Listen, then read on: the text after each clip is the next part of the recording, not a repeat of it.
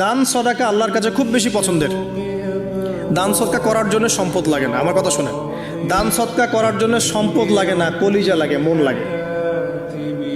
বহু বড় বড় মানুষ আছে দান সদকা করতে পারে না, কোটিপতি, জাকাত দেয় না, আছে না? আর বহু গরিব মানুষ ভ্যান চালায়, কৃষিকাজ করে, দেখবেন 100 টাকা দান করে দিল। মন থাকতে হয়, মন, কলিজা বড় থাকতে হয়।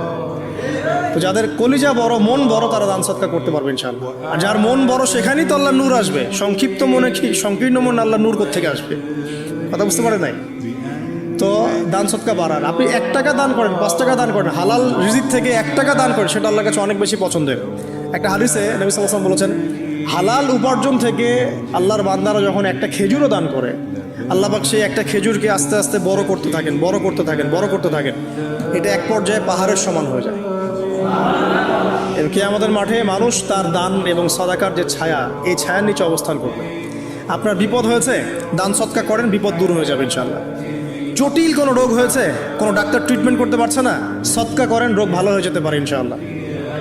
সদকার ব্যাপক ফজিলত আছে। সদাকা, দান সদাকা, দোয়া, এগুলো তাকদিরের যে বিপদ আপদগুলো আছে না, ঝুলে আছে, আমাদের তাকদিরে বিপদ আছে না অনেক, এগুলোকেও সরিয়ে দিতে পারে আল্লাহ।